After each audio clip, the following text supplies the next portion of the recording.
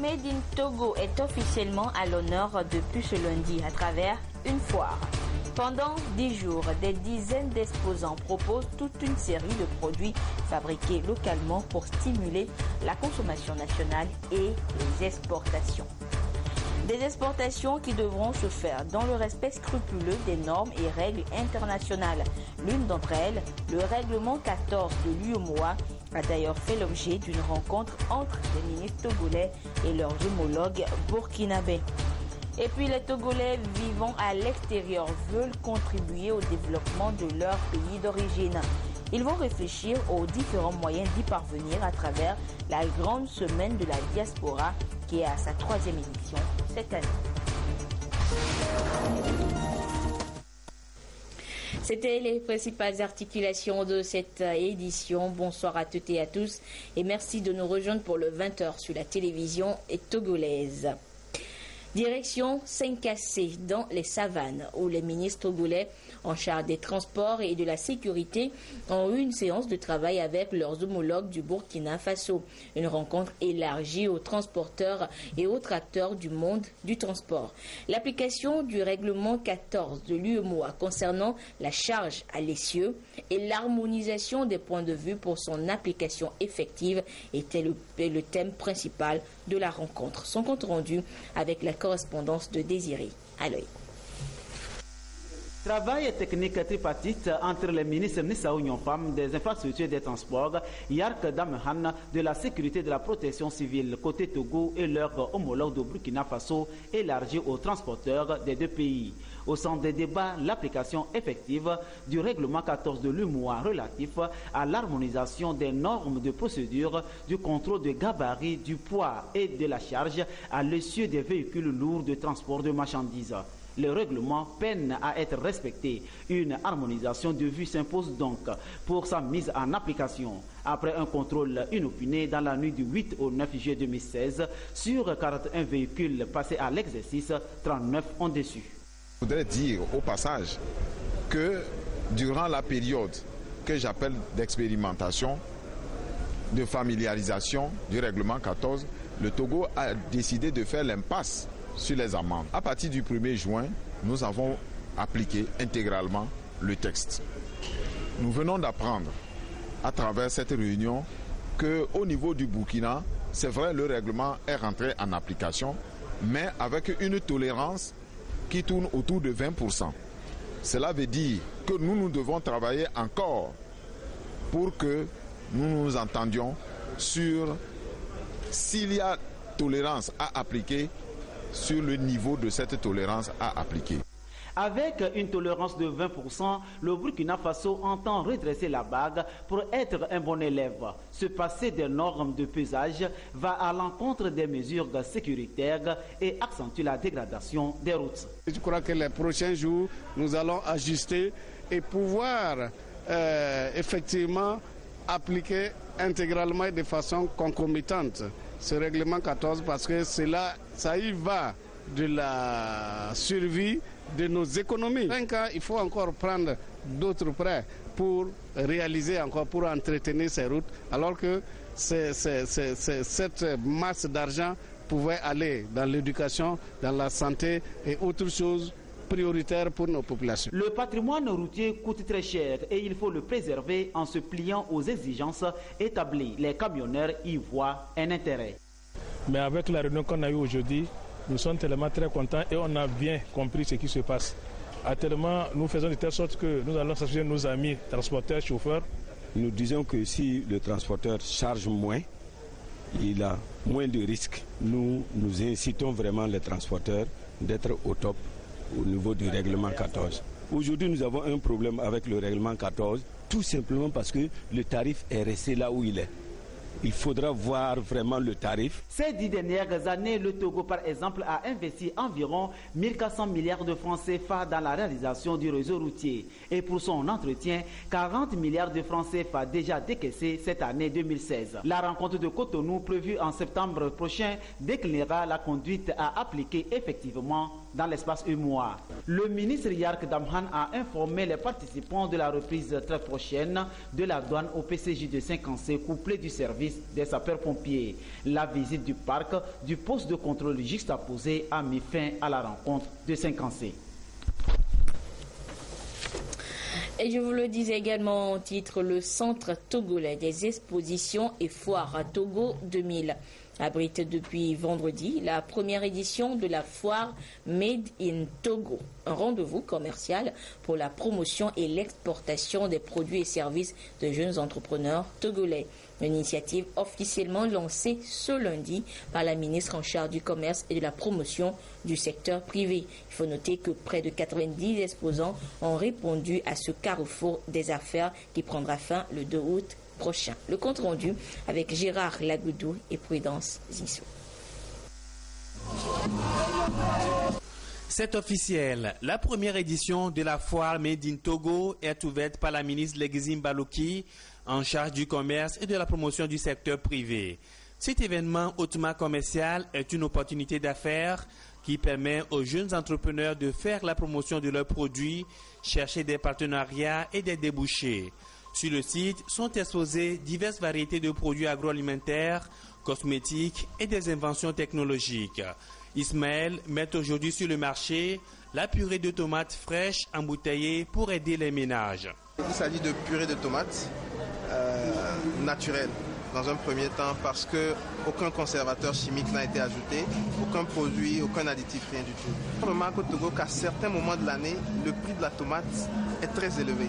Alors qu'à d'autres moments de l'année, on a tellement de tomates qu'on en jette. Donc nous nous sommes dit, mais pourquoi ne pas l'acheter en grande quantité quand il y en a beaucoup, les conserver et puis ensuite le mettre sur le marché à un prix stable qui fait que la tomate soit chère ou pas, les clients puissent avoir ce produit-là au même prix. Hyacinthe fait aussi partie des 87 exposants à cette foire Made in Togo. En 5 ans de recherche, il a mis au point une série d'innovations dans le système de commande d'électricité à distance avec le téléphone portable. Nous avons conçu ce système de commande à distance de l'électricité qui se configure sur le portable du client. Donc n'importe où que le client se retrouve, il peut allumer ses ampoules à la maison, ainsi qu'il peut commander tous ces objets qui utilisent de l'énergie électrique. La qualité et la pertinence des produits ont guidé le Centre togolais des expositions et foires dans le choix de ces jeunes entrepreneurs. Il faut être un opérateur économique togolais ou bien résident au Togo, mais travaillant sur la matière première locale ou bien utilisant des ressources humaines locales. En fait, il faudrait qu'on ait au niveau de la production, au niveau du produit, un input important venant du Togo. Ce rendez-vous commercial premier du genre permettra non seulement de faire connaître le label togolais, mais aussi de booster le volume des échanges commerciaux entre le Togo et les pays de la sous-région. Cette manifestation constitue un des moyens de faire rayonner l'image des produits de nos opérateurs économiques qui ne cessent d'innover dans ce secteur, de faire connaître le fruit de leur talent créateur au grand public et de stimuler leur consommation au niveau national, régional et international. Chers exposants, chers opérateurs économiques, en décidant de participer si nombreux à la toute première édition de la foire Made in Togo, vous démontrez ainsi au gouvernement votre capacité et votre entière disponibilité à contribuer pleinement à la croissance et au développement économique de notre chère nation. Les officiels présents à cette foire ont apporté leur soutien aux exposants à travers une visite des stands. La foire se tient jusqu'au 2 août prochain. Et nous découvrirons dans nos prochaines éditions les exposants en détail avec leurs différents produits Made in Togo. Le réseau panafricain des droits des femmes en lien avec le développement, WILDAF Afrique de l'Ouest, s'insurge contre le mariage précoce et forcé, une pratique qui expose la jeune fille à de nombreux risques, en l'occurrence les maladies liées à l'accouchement. Et pour atteindre ces objectifs, WILDAF opte pour l'autonomisation de la jeune fille. Les précisions avec Komo Oyode.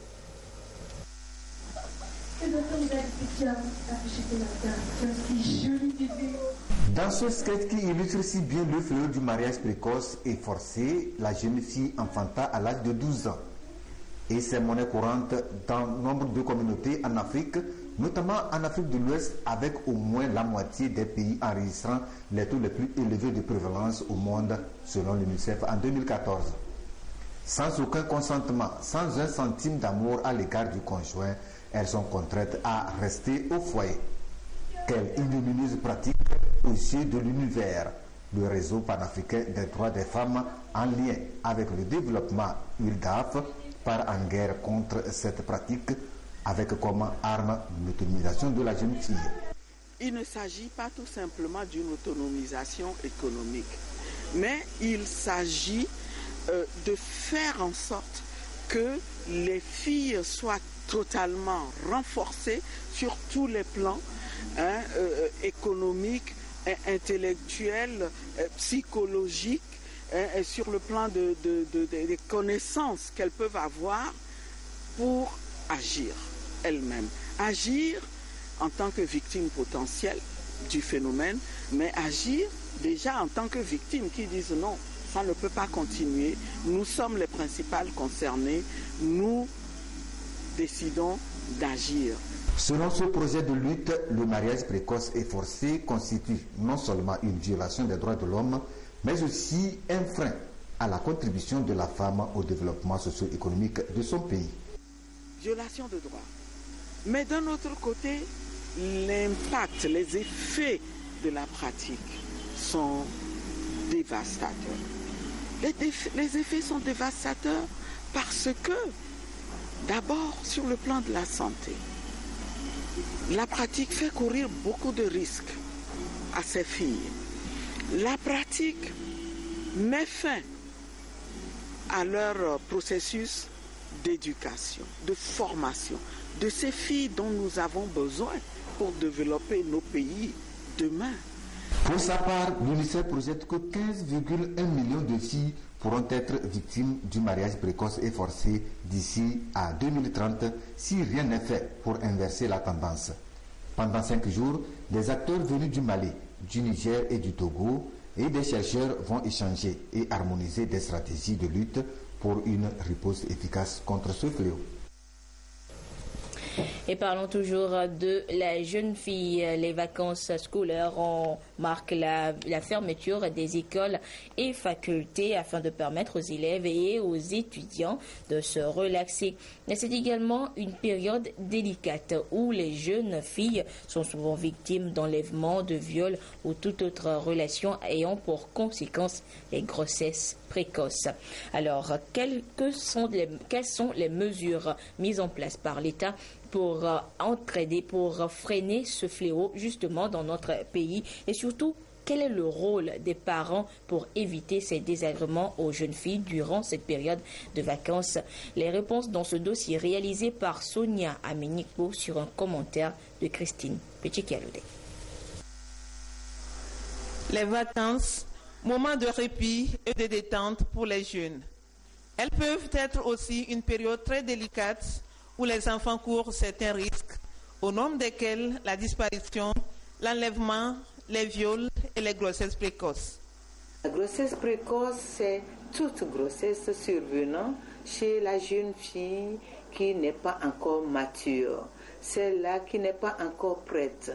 Elle est peut-être à l'école, on a vu des grossesses à l'école primaire, elle est au secondaire, où elle est en apprentissage dans les établissements de formation extrascolaire. À propos des grossesses précoces ou non désirées, peut-on les éviter et comment?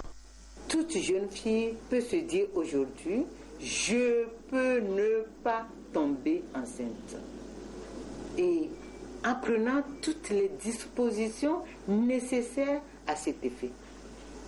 Nous avons la première possibilité que chacun de nous, chacune de ces adolescentes a, c'est l'abstinence sexuelle. Très souvent, les jeunes filles se disent les rapports sexuels sont obligatoires.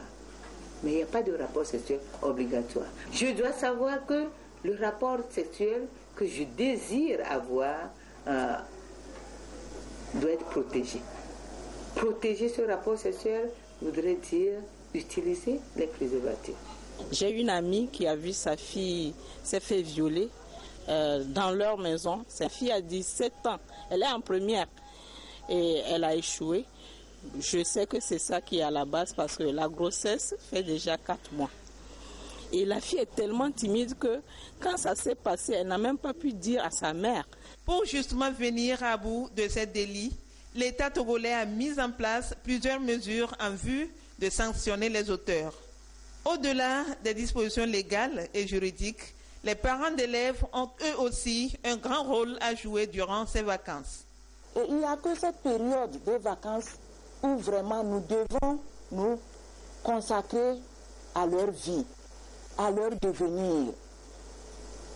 Au cours de l'année scolaire, en tant que parents, nos sujets de discussion portent uniquement sur les questions de l'école.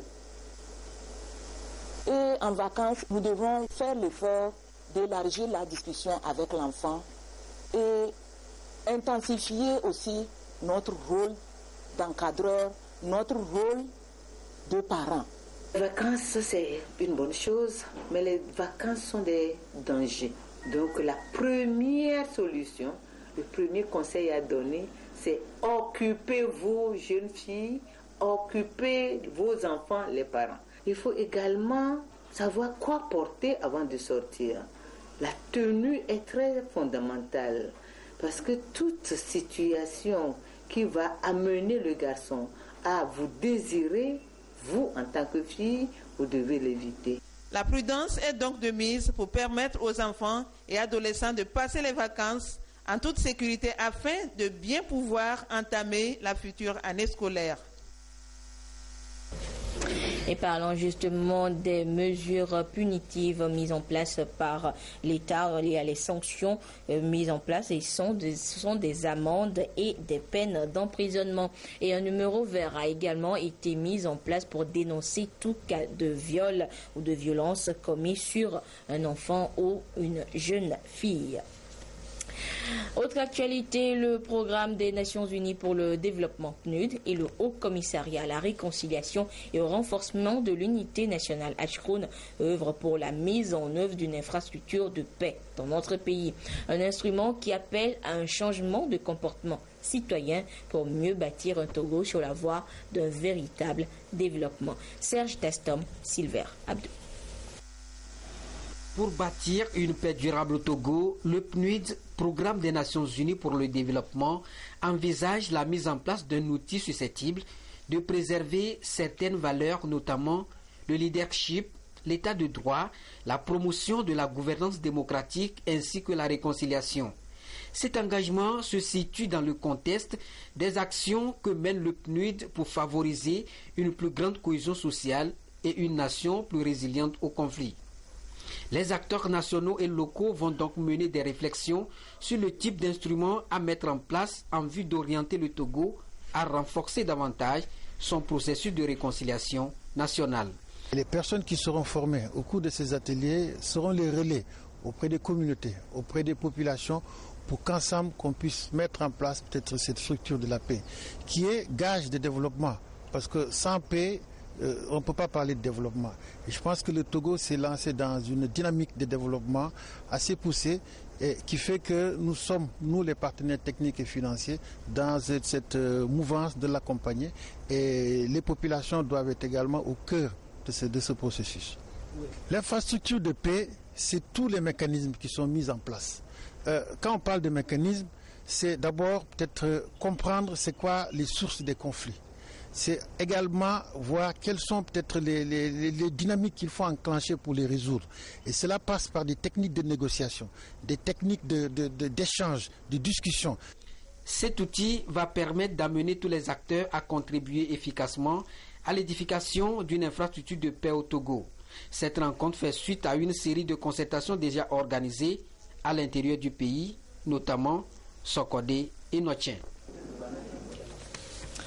Le ministère de l'Environnement et des Ressources forestières renforce sa collaboration avec la justice en matière d'application de la loi par rapport à la mauvaise gestion des ressources naturelles dans notre pays. Ce département a organisé à Kara, pour le compte des magistrats de la partie septentrionale du pays, une session d'échange sur le code forestier et sur le manuel de procédure de contrôle forestier. Des précisions depuis Kara de Nestor Mouzon.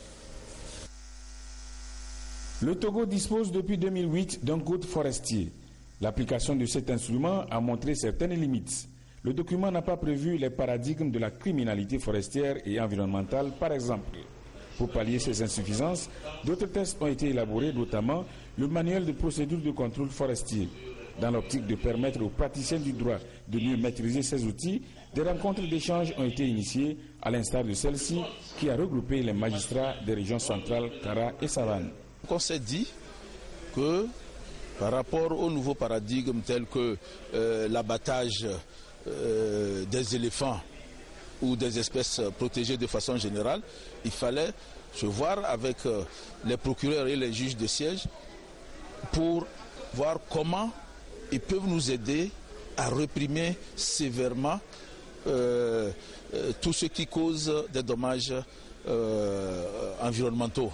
Les participants ont trouvé cette rencontre salutaire, en ce sens qu'elle leur permet d'apprendre certaines dispositions particulières en dehors du code pénal et du code de procédure pénale.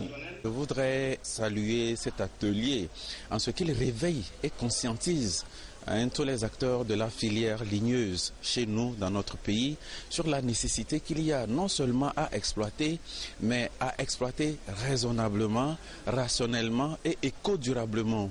Parce que va se poser la question, quelle terre allons-nous laisser à nos enfants demain si aujourd'hui, ici et maintenant, nous dévastons tout? Il y a lieu de souligner également la nécessité d'une collaboration renforcée entre l'administration des eaux et forêts d'une part et l'administration de la justice d'autre part pour la constatation des infractions et la poursuite des auteurs de ces infractions.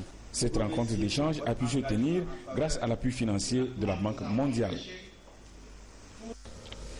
À l'étranger, aux États-Unis, après les républicains, les démocrates sont en convention ce lundi.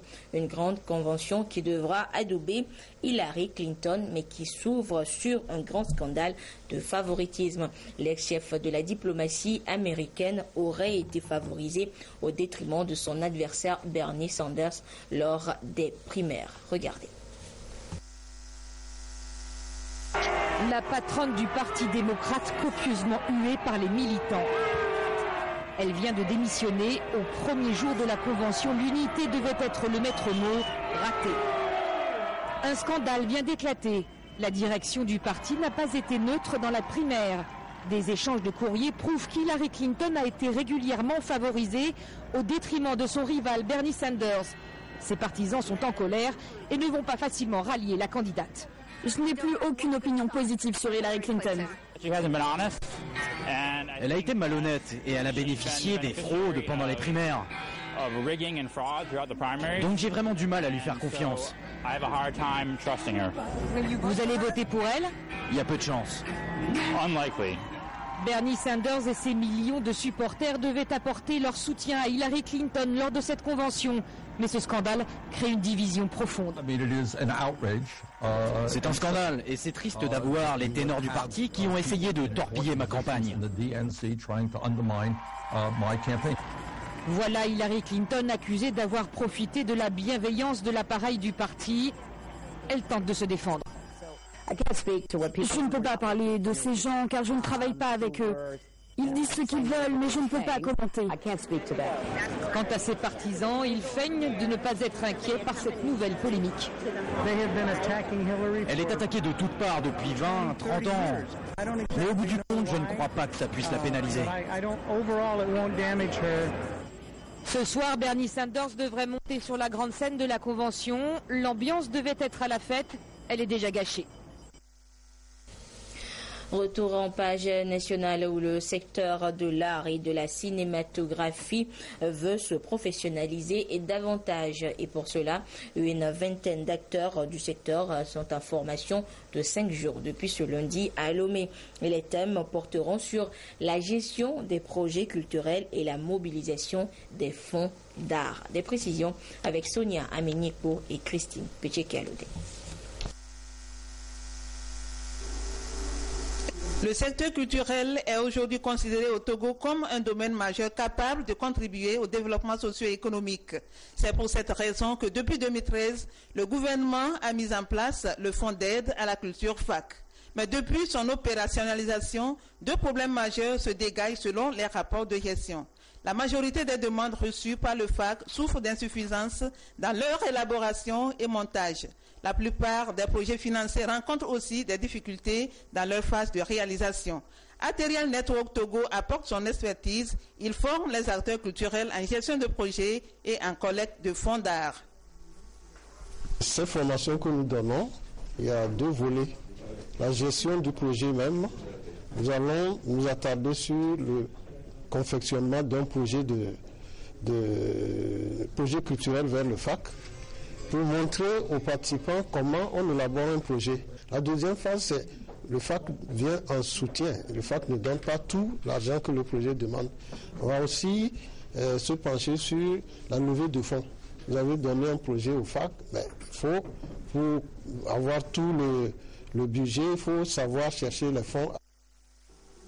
Arterial Network est un réseau panafricain de la société civile qui regroupe des artistes, des organisations et des institutions engagées dans le secteur créatif africain.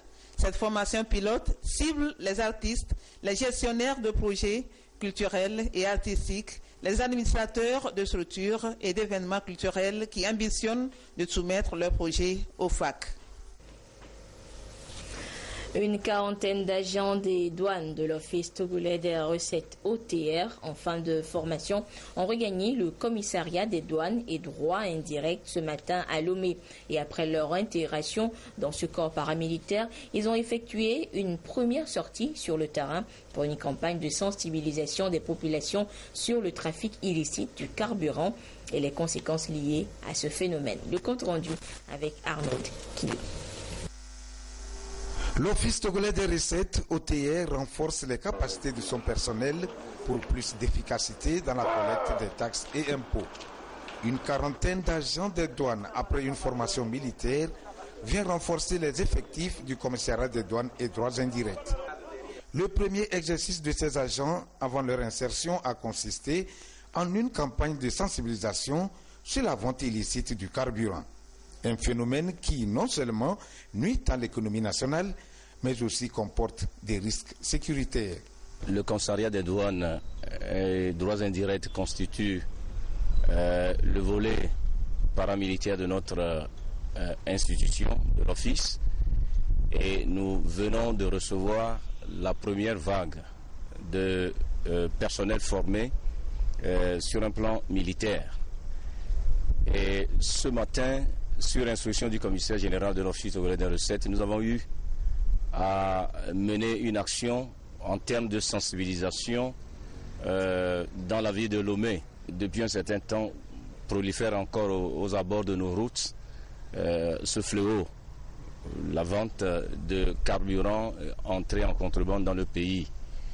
Nous avons donc constitué des équipes avec le personnel formé pour aller d'abord dans une première phase de sensibilisation à l'endroit de nos jeunes frères et sœurs qui se livrent à ce genre de commerce, qui constitue d'abord un véritable fléau à l'endroit de l'économie de notre nation, et puis également un phénomène d'insécurité. Vous savez que la vente et la distribution donc des produits pétroliers est très encadrée au niveau national. Et si on vend ce carburant à l'air libre, c'est très dangereux pour la population, pour ceux qui vendent pour les agglomérations, etc. Avant de regagner les rangs, le commissaire des douanes et droits indirects a rappelé à tous les valeurs et les principes de l'OTR. Il a remercié le commissaire général et la hiérarchie militaire qui ont facilité la formation de ces agents. Direction maintenant Yadé dans la Cosa où la paroisse Sacré-Cœur de la localité est en fête. Elle célèbre ses 90 ans d'existence et sa consécration au Seigneur. Et l'événement a été marqué par une messe qui a rassemblé d'éminentes personnalités, dont le président de la Haute Autorité de l'Audiovisuel et de la Communication, Pitang Tchala, représentant personnel du chef de l'État. Le compte-rendu de la messe avec la marque Pojona.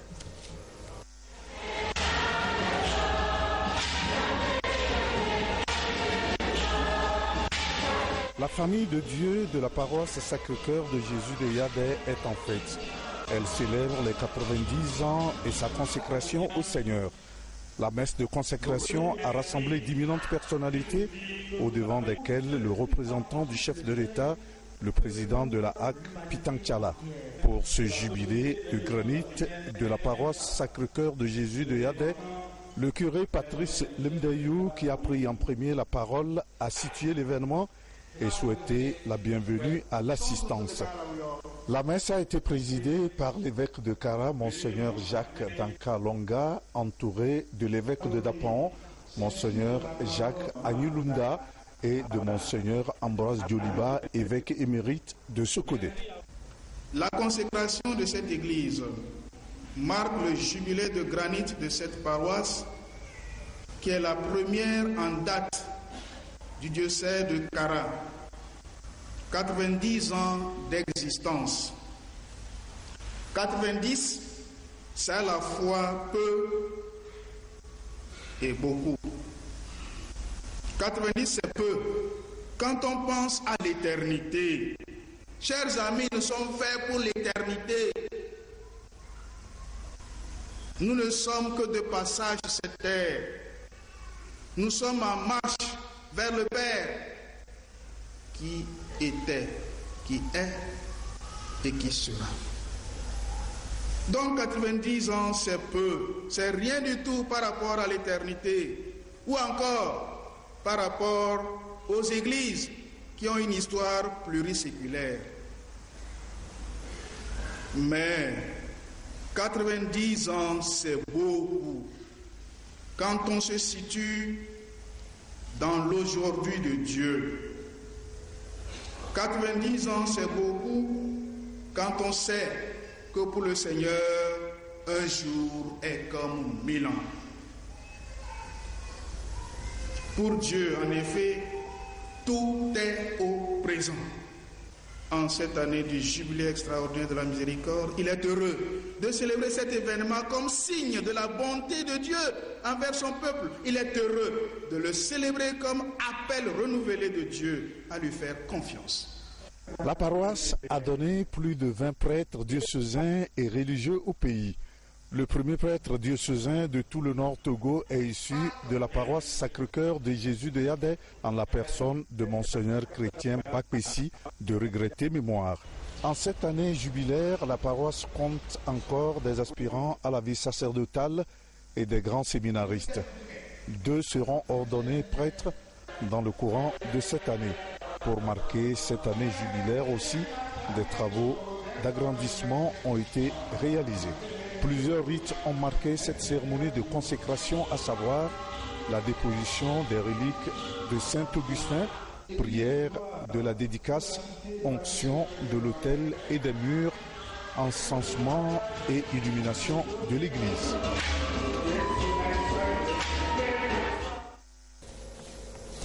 Voilà, c'est sur cette ambiance religieuse que se referme cette édition. Merci à vous qui l'avez suivi un peu partout grâce à la télévision togolaise. Excellente suite de nos programmes. Au revoir.